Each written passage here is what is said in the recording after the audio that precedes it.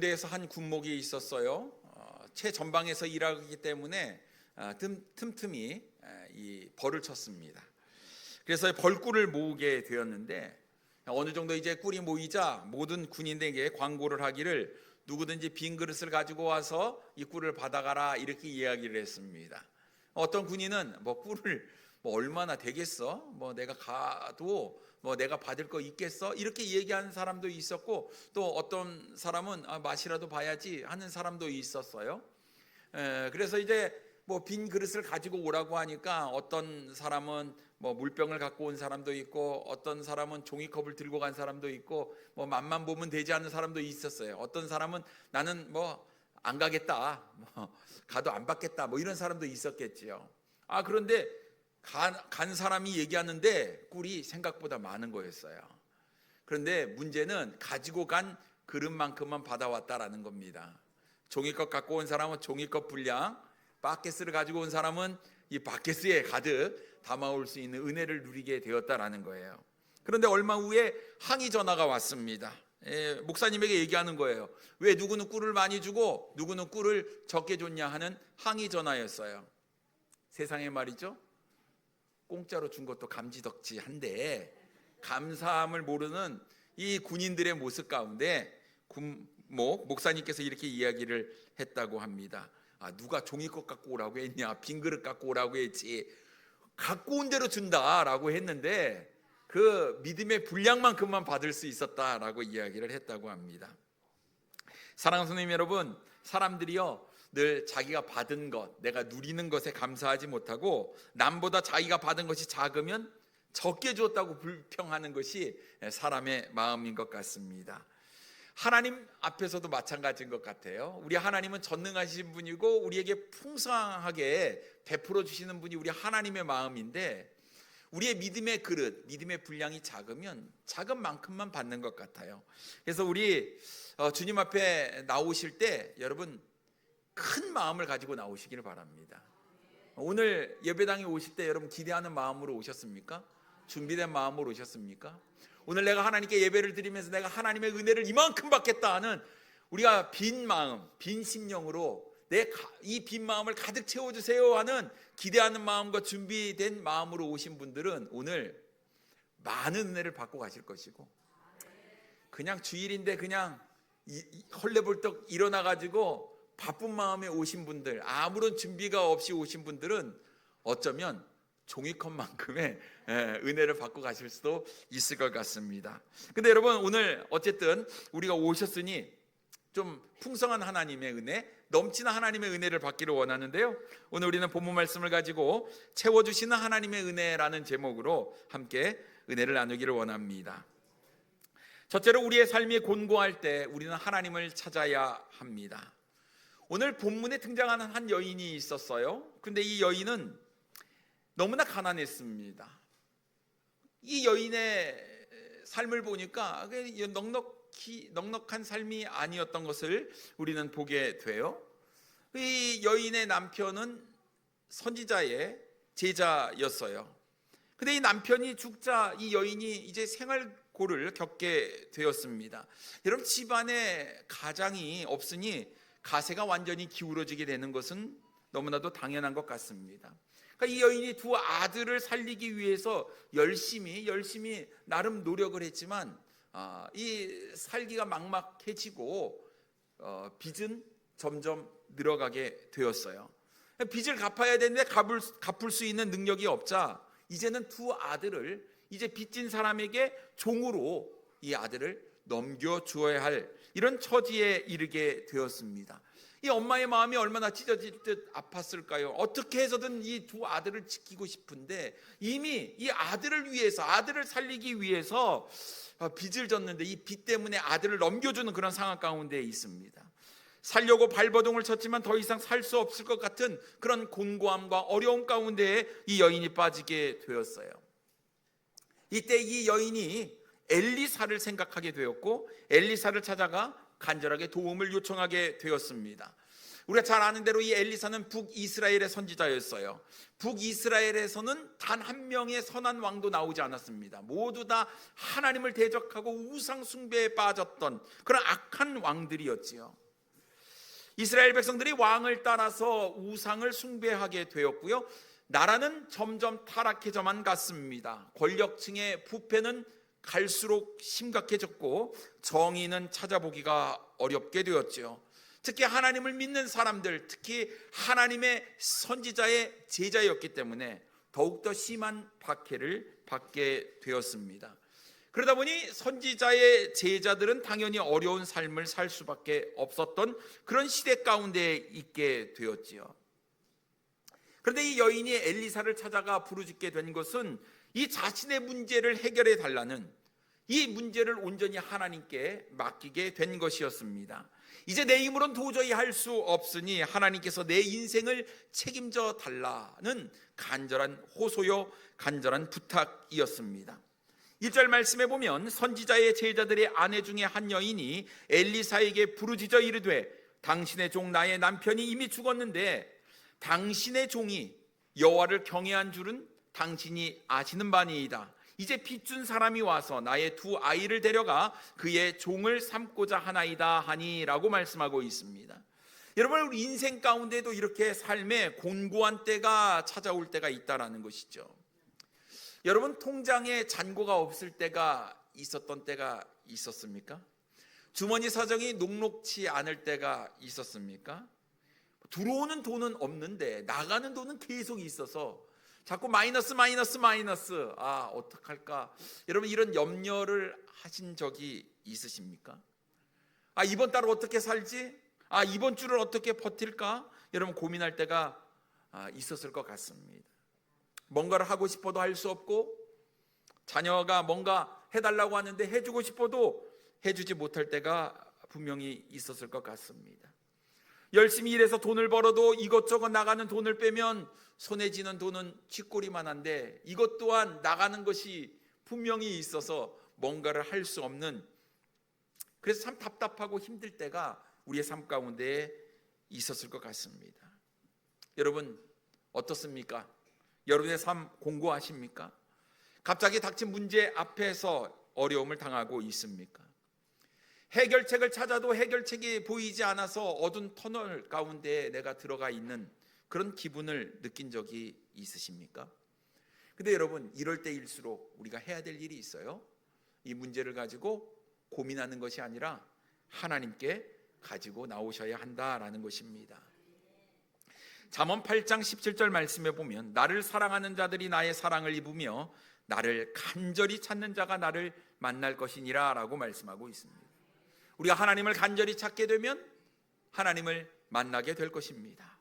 우리가 문제가 있을 때 우리가 하나님 앞에 나아가는 것, 문제가 있을 때 하나님께 부르짖는 것, 이것은 거듭난 그리스도인이 누릴 수 있는 놀라운 기도의 특권이다라는 것이지요. 그런데 여러분, 우리가 생각해 보면 우리가 곤고하기 전에 하나님을 찾으면 더욱더 좋다라는 거예요. 곤고함이 있을 때 물론 하나님을 찾아야 되겠지만 곤고함이 이르기 전에 우리가 하나님께 나아가 하나님께 부르짖는 것이 더 낫다라는 것입니다. 여러분, 굳이 문제를 키워서 하나님께 찾아갈 이유가 어디 있겠습니까? 호미로 막을 것을 가래로 막을 필요가 어디 있겠습니까? 문제가 커지면 커질수록 우리의 삶은 더욱더 각박해지고 더 힘들어지는 것이 우리의 삶 아닙니까? 그러니 여러분, 곤고하기 전에 주님께 나아가 주님께 부르짖는 우리 사랑하는 성도님들 되기를 원합니다. 기도는 우리의 특권이에요. 언제든지 우리는 하나님께 나아갈 수 있습니다. 나의 상황과 나의 형편을 그대로 하나님께 아뢰십시오. 어떤 미사오구도 필요 없습니다. 하나님, 나 힘들어요. 나 어렵습니다. 하나님의 도움이 필요해요. 하나님 도와주세요. 여러분, 우리가 하나님께 부르짖기만 하면 우리가 하나님으로부터 놀라운 응답을 얻을 수가 있다는 사실이에요. 오늘 이 여인이 자신의 삶에 어려움이 있을 때, 곤고해졌을 때 엘리야를 찾아가 하나님의 도우심을 구했던 것처럼 여러분, 하나님께 나아가 부르짖게 되면 우리 하나님께서 응답하신다라는 사실을 기억하시고 늘 주님 앞에 나아가시는 우리 사랑하는 성도님들 되기를 원합니다.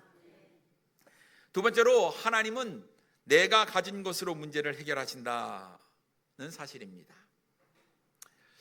여인의 딱한 사장을 들은 엘리사가요, 뜻밖의 질문을 합니다. 오늘 본문 2절에 이렇게 기록되어 있습니다. 엘리사가 그에게 이르되 내가 너를 위하여 어떻게 하랴? 내 집에 무엇이 있는지 내게 말하라. 그가 이르되 계집종의 집에 기름 한 그릇 외에는 아무것도 없나이다 하니 라고 말씀하고 있어요. 여러분, 지금 이 여인에게 필요한 것이 무엇일까요? 뭐가 필요하겠습니까? 뭐니 해도 돈이 필요했어요. 왜냐하면 빚을 갚아야만 두 아들을 종으로 빼앗기지 않기 때문에 그렇습니다. 그럼 지금 빚을 갚아야 될 그 돈이 이 여인에게 필요했다라는 거예요. 지금 상황이 어떤지 엘리사에게 이야기를 했습니다. 그러면 엘리사는 지금 이 여인의 상황이 어떤 상황인지 분명히 알 수 있다라는 사실이죠. 근데 엘리사가 어떻게 이야기를 합니까? 내가 너를 위하여 어떻게 하랴? 내가 너를 위하여 어떻게 했으면 좋겠는지 나에게 말하라 라고 이야기를 하고 있어요. 여인의 필요를 알면서도 엘리사가 이렇게 말한 얘기는 그 여인의 입으로 내 필요가 이렇습니다라고 구체적으로 이야기하기를 원했다라는 거예요. 여러분, 우리가 하나님께 기도할 때도 마찬가지입니다.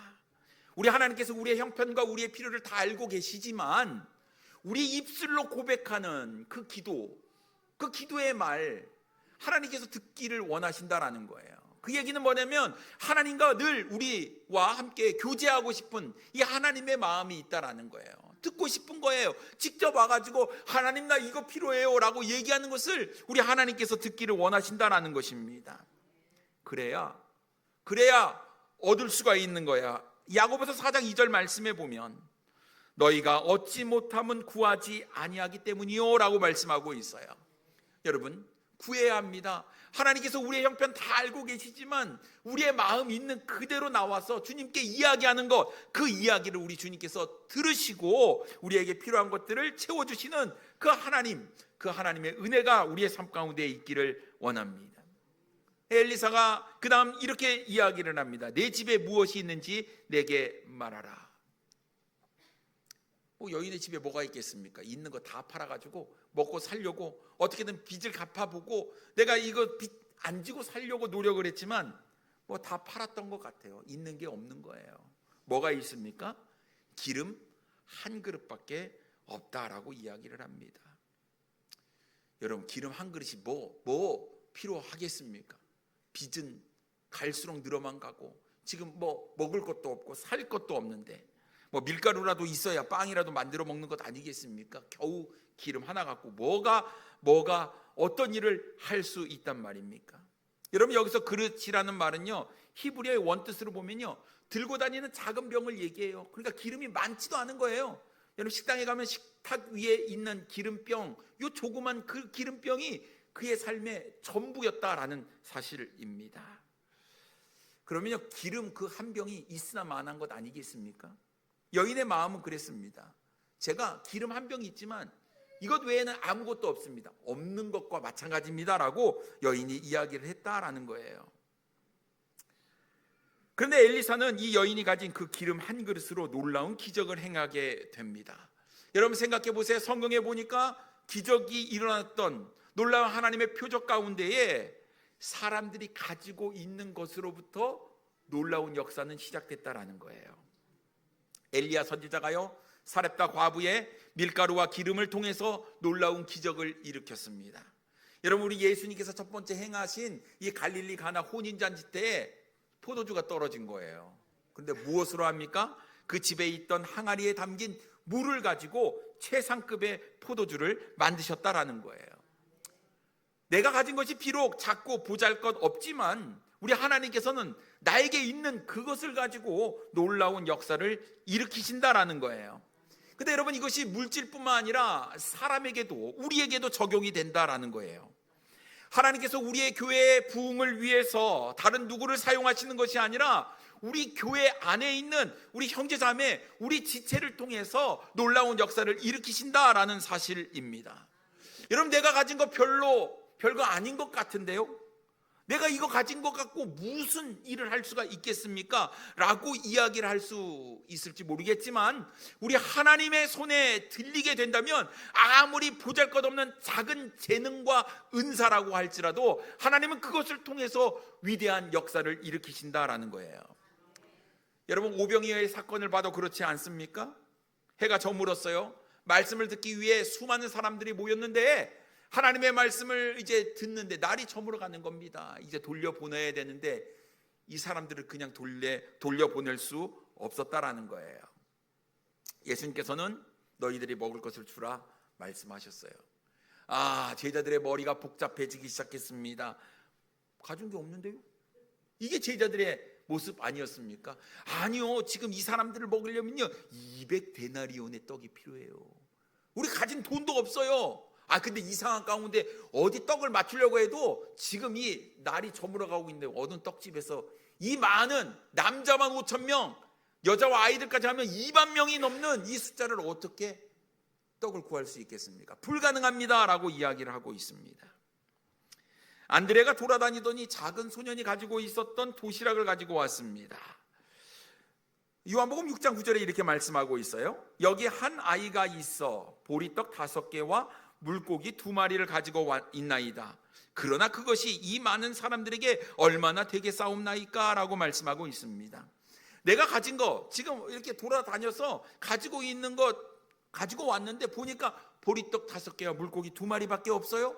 그런데 이걸로 여기 있는 수많은 사람 어떻게 배불리 먹을 수 있겠습니까? 이거 안 됩니다 라는 것이 현실 상황 가운데 처해진 제자들의 삶의 모습이었다라는 것입니다. 근데 우리 예수님께서 어떻게 하십니까? 그 보리떡 5개와 물고기 2마리를 가지고 축사하시고 수많은 사람들을 배불리 먹고도 남는 것이 있는 놀라운 역사를 일으키셨다라는 거예요. 여러분, 우리 생각에 정말 하찮게 보이는 것, 쓸모가 없는 것 같은 것도 우리 주님 손에 들리게 되면 귀하게 놀랍게 쓰임받는 사실입니다. 그러면 여러분 한번 생각해 보세요. 내가 주님으로부터 놀랍게 쓰임을 받는다. 여러분, 우리가 창립 50주년 하나님께서 반세기의 역사 가운데 우리와 함께 하셨는데 여러분, 지금 우리가 이렇게 함께 할 수 있는 놀라운 은혜를 우리가 누리고 있습니다. 근데 이제 앞으로 우리가 더 50년을 준비하고 하나님께서 주님께서 이 땅에 오시는 그날까지 우리가 교회로서 최선의 노력을 다하기 위해서는 여러분, 우리가 주님으로부터 귀하게 놀랍게 쓰임을 받아야 합니다. 근데 우리는 애초에 내가 가진 것은 기름 한 벽밖에 없어요. 내가 가진 것은 보리떡 5개와 물고기 2마리밖에 없어요. 이거 갖고 뭐 하겠어요? 우리 이런 마음이 있을지 모르겠지만 여러분, 그것을 주님께 온전히 드리면 주님은 그것을 통해서 위대한 역사를 이루어 주신다라는 거예요. 그러니까 여러분, 없다, 안 된다, 못한다 이렇게 말씀하지 마시고 하나님께서 나에게 주신 것, 내가 가지고 있는 것이 비록 보잘것없지만 내가 가진 그것을 통해서 하나님은 위대한 역사를 이루어 주시니 내게 없는 것 달라고 구하지 말고 남은 있는데 나는 없다 불평하지 말고 내가 가진 것을 감사히 여기며 이것을 통해서 위대한 역사를 이루실 하나님께 그것을 내어 드릴 수 있는 우리 사랑하는 성도님들 되기를 원합니다. 그럼 우리 주님께서 그것을 통해서 위대한 놀라운 역사를 이루어 주실 줄 믿습니다. 세 번째로, 오직 말씀에 순종할 때 하나님의 은혜를 경험하게 됩니다. 엘리사가 여인에게 이웃에 가서 빈 그릇을 빌리라고 이야기를 합니다. 3절 말씀에 보면요, 이르되 너는 밖에 나가서 모든 이웃에게 그릇을 빌리라. 빈 그릇을 빌리되 조금 빌리지 말고 라고 말씀하고 있습니다. 자, 그릇을 빌려오는데 조건 2가지가 있어요. 첫째는 네 옆집에 있는 사람에게 빌리지 말고 누구에게 빌리라고 이야기합니까? 모든 이웃에게 빌리라는 거예요. 내가 아는 사람에게만 가서 빌리는 것이 아니에요. 내가 친한 사람에게만 가서 빌리는 것이 아니에요. 모든 이웃에게 빌리라 라는 것이 첫 번째 조건이었습니다. 두 번째 조건이 있어요. 그 조건은 빈 그릇을 빌리는데 조금만 빌리지 말라는 거예요. 조금만 빌리지 말라는 말은 될 수 있는 대로, 할 수 있는 대로 많이 빌리라 라는 이야기입니다.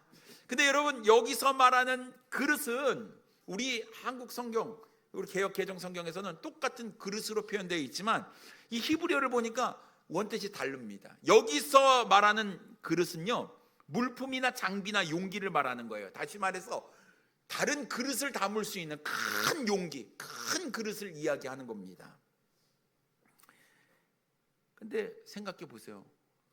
빚을 갚는데 빈 그릇이 왜 필요하겠습니까? 쉽게 납득이 되지 않는 거예요. 근데 그것을 하라고 하나님은 엘리사 선지자를 통해서 이야기를 하는 겁니다. 여러분, 우리가 하나님의 말씀에 순종을 할 때 이해가 안 되는 부분들이 있어요. 지금 적절한 때가 아닌 것 같고, 또 이것을 해봤자 아무런 유익이 없을 그런 일들을 때로는 주님께서 우리에게 요구하실 때가 있습니다. 여러분, 어떻게 해야 될까요? 말씀에 순종하시겠습니까? 아니면 논리적으로, 이성적으로 안 맞잖아요 하고 주님께 이야기하시겠습니까? 순종하셔야겠지요. 하지만 알거든요. 순종해야 되는 거 알거든요. 근데 우리의 성격이 하나님의 말씀이 이해가 돼야지만 순종한다니까요. 그래서 우리가 전적인 순종을 잘 못하는 것 같습니다. 그런데 하나님의 말씀이라고 한다면 순종해야 되는 겁니다. 여인이 하나님으로부터, 하나님의 사람으로부터 말씀을 받았어요. 해야 되는데 이 말씀에 순종하려고 하니까 뭐가 걸리냐면 자존심이 걸리는 거예요. 모든 이웃에게 찾아가 지금 빈 그릇을 빌려야 되는데 빈 그릇을 왜 빌리느냐 분명 얘기할 거 아니에요? 그럼 내 상황과 처지를 이야기를 해야 돼요. 지금 내가 가진 게 하나도 없다. 내가 경제적으로 굉장히 공핍하다.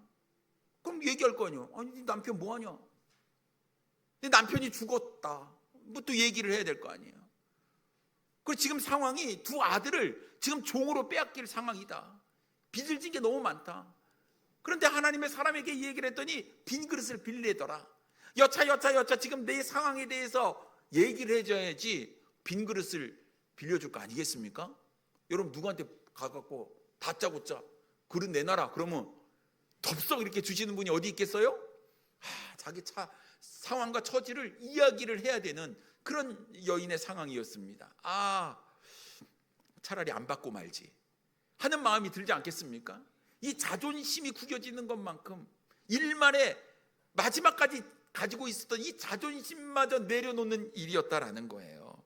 쉽지가 않은 일이었다라는 거예요. 여러분, 우리가 하나님 말씀에 순종하지 못하는 절대적인 이유가 하나가 바로 자존심이에요. 근데 여러분, 아직도 내가 자존심 타령을 하고 있다면 사실은요, 내가 고난을 견딜만 하다는 얘기 아니겠습니까?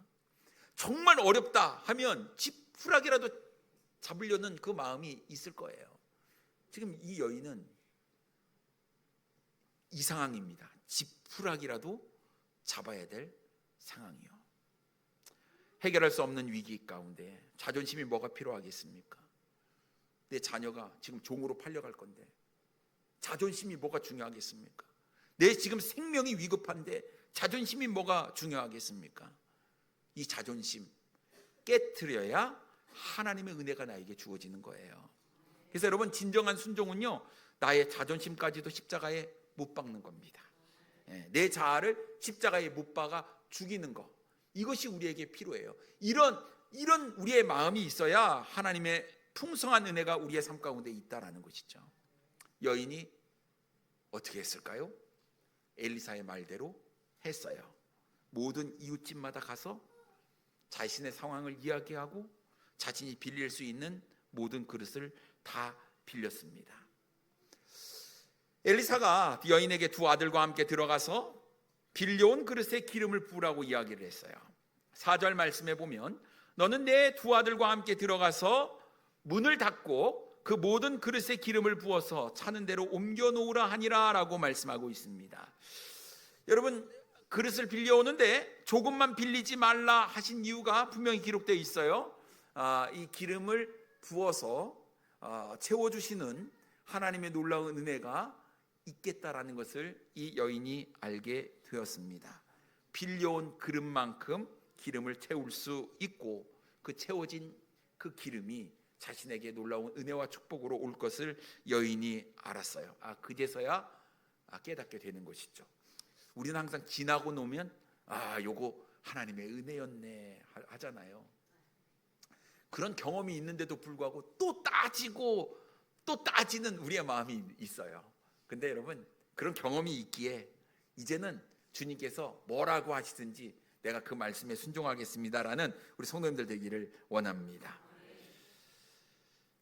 근데 여인이 방에 들어가는데 엘리사가 한 말이 있어요. 문을 닫고 하라는 거예요. 문을 닫고 하라. 요즘요, 어제 저녁에 문을 열고 자니까 얼마나 시원하게 꿀잠을 잤는지 몰라요. 어저께 잤나요? 그저께만 해도요, 너무 더워갖고 막 발버둥을 쳤습니다. 선풍기, 일어나 새벽에 깨워갖고 선풍기를 돌리고 막 그랬던 기억인데, 하루 만에 이렇게 시원한, 얼마나 꿀잠을 잤는지 모릅니다. 여러분, 더운 나라에 왜 문을 닫고 해야 되냐라는 거예요. 거기에는 분명한 이유가 있다라는 것이죠. 여러분, 이 여인과 두 아들이 오직 하나님의 은혜만을 얻기 위해서는, 구하기 위해서는 이 세상의 모든 소리와 또 세상의 모든 시선을 차단하고 오직 하나님께만 집중하라는 의미가 담겨져 있는 줄 믿습니다. 여러분, 우리가 믿음으로 행하다가도 우리가 넘어질 때가 있어요. 정말 믿음으로 우리가 시작을 했다가 흔들릴 때가 있어요. 왜 그럴까요? 자꾸 주변에 있는 세상적인 소리가 들리는 거예요. 야, 그래갖고 되냐? 그거 미련한 방법 아니냐?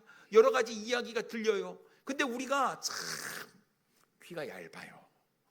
세상 사람들 얘기하는 것에 귀를 닫아야 되는데 그것을 귀를 열어놓고 그 이야기를 듣다 보니까요, 오직 하나님만 바라봐야 되는데 하나님 바라보지 못하고 세상의 속삭임에 우리의 마음을 빼앗겨 버린다라는 거예요.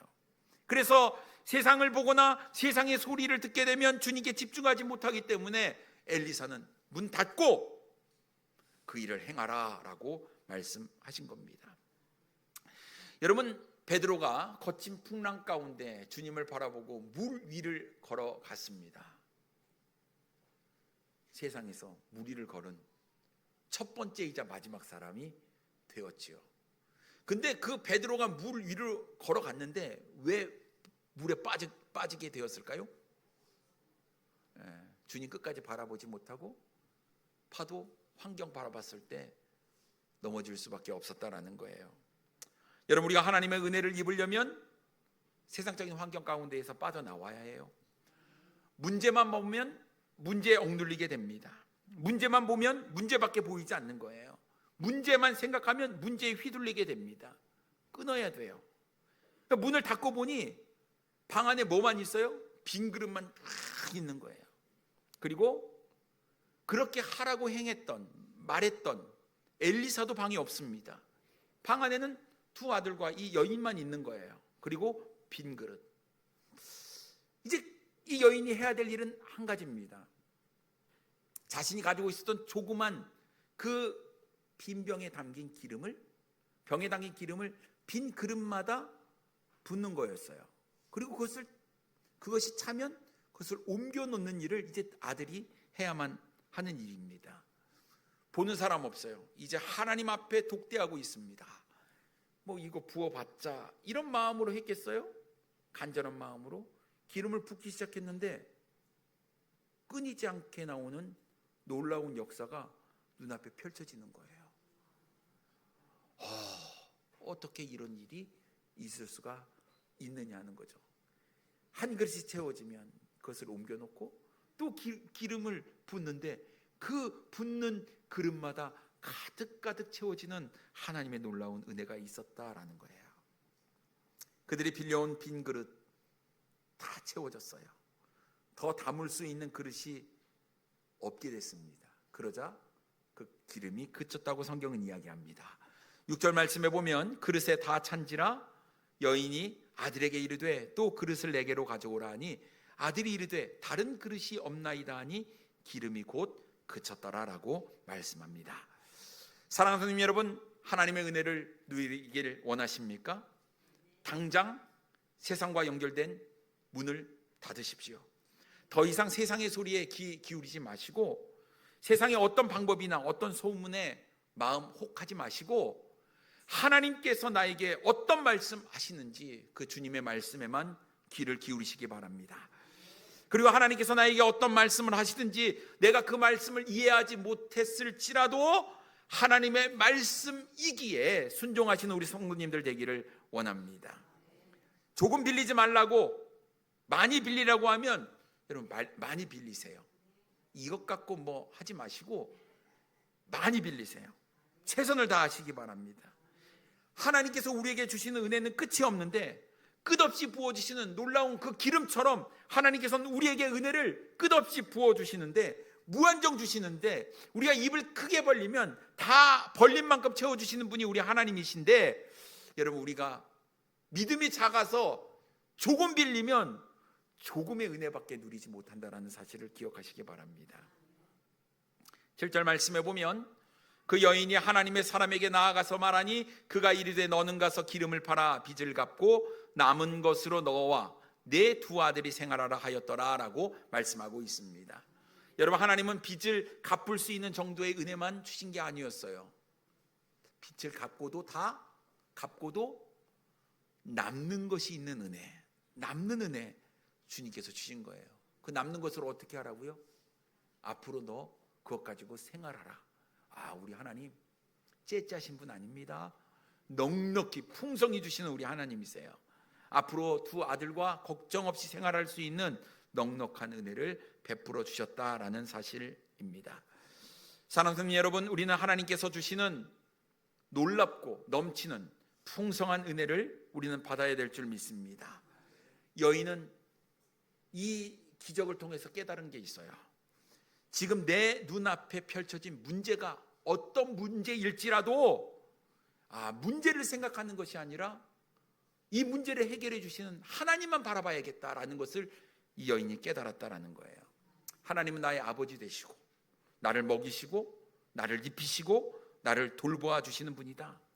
내 삶에 어떤 문제가 있고 공고함이 있을지라도 내가 이 문제를 하나님께 가지고 나아가기만 하면 하나님은 넘치도록 채워주시는 풍성한 은혜를 나에게 주신다. 이 놀라운 은혜를 깨달은 거예요. 이 여인은 더 이상 곤고하지 않게 살았을 것 같아요. 왜냐하면 문제가 있으면 하나님께 그 문제를 가지고 나아갔으리라고 믿습니다. 이 넘치는 놀라운 하나님의 은혜가 우리의 삶 가운데 있어야 하지 않겠습니까? 여러분 삶에 공고함이 있으십니까? 어려움이 있으십니까? 우리 주님 우리와 함께 있습니다.